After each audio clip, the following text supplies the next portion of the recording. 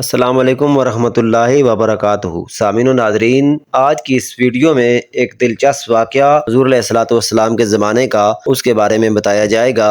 اس سے پہلے میری آپ سے یہ گزارش ہے کہ اگر آپ میرے اس چینل پر نئے ہیں تو میرے چینل کو سبسکرائب کر دیں، بیل آئیکن کو پریس کر دیں تاکہ ہر نئی آنے والی ویڈیو آپ کو موصول ہو سکے۔ چلتے ہیں آج کے واقعے کی طرف، لیکن اس سے پہلے یہ بھی سماعت فرما لیں کہ حضور علیہ الصلوۃ والسلام کے زمانہ میں جب صحابہ کرام یا صحابیات کو کوئی بھی مشکل پیش آتی تھی یا پریشانی ہوتی تھی، وہ بارگاہ مصطفیٰ میں آ جاتے تھے اور اپنا دکھڑا سنایا کرتے تھے، اپنی ہر ایک پریشانی حضور کی بارگاہ میں آ کر بیان کرتے تھے، کیونکہ انہیں پتا تھا کہ اس دنیا میں اگر ان کے غموں کا کوئی مداوع کرنے والا ہے اور ان کے دکھوں کو خوشیوں میں کوئی تبدیل کرنے والا ہے تو وہ حضور علیہ الصلوۃ والسلام کی ذات ہے۔ اور حضور علیہ الصلوۃ والسلام بھی اللہ سے دعا کرتے اور صحابہ کرام کو ایسے ارشادات فرماتے، صحابہ کرام ان پہ عمل کرتے تو اللہ تعالیٰ ان کی پریشانیوں کو دور کر دیتا تھا۔ صحیح بخاری میں ایک بڑا دلچسپ واقعہ منقول ہے۔ نبی پاک صلی اللہ علیہ وآلہ وسلم صحابہ کے ساتھ ایک مجلس میں تشریف فرما تھے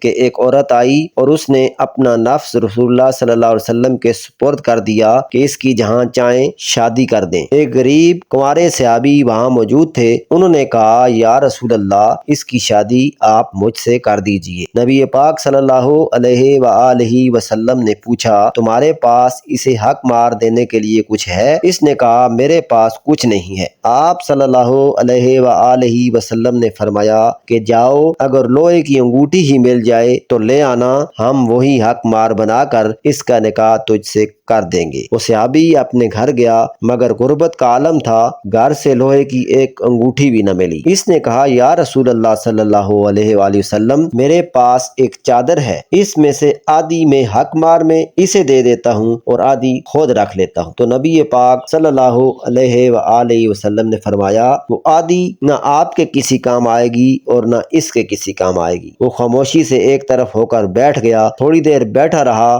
مگر اٹھ کر جانے لگا تو رسول اللہ صلی اللہ علیہ وآلہ وسلم نے اسے بلایا اور پوچھا تمہیں قرآن میں سے کچھ یاد ہے؟ اس نے کہا یا رسول اللہ، مجھے فلاں فلاں صورتیں یاد ہیں۔ آپ صلی اللہ علیہ وآلہ وسلم نے فرمایا کہ میں نے ان صورتوں کے عوض تمہارا نکاح اس سے کر دیا، یعنی وہ صورتیں تم اسے یاد کروا دینا۔ اس حدیث سے اندازہ لگایا جا سکتا ہے کہ دور نبوت میں صحابہ کرام کی غربت کا کیا عالم تھا۔ ایک صحابی کے پاس حق مار دینے کے لیے جو کہ فرض تھا ایک لوہے کی انگوٹھی بھی نہ تھی، چاندی اور سونا تو دور کی بات ہے۔ کتب حدیث میں ایسی غربت کے بے شمار واقعات ملتے ہیں۔ سامعین و ناظرین، یہ تھا آج کا واقعے کے متعلق کمنٹ سیکشن میں ضرور بتائیے گا۔ اگر میری ویڈیو پسند آئی ہے تو لائک کر دیجئے گا۔ حاضر ہوتے ہیں نئی ویڈیو کے ساتھ، اپنا خیال رکھیے گا۔ اللہ حافظ۔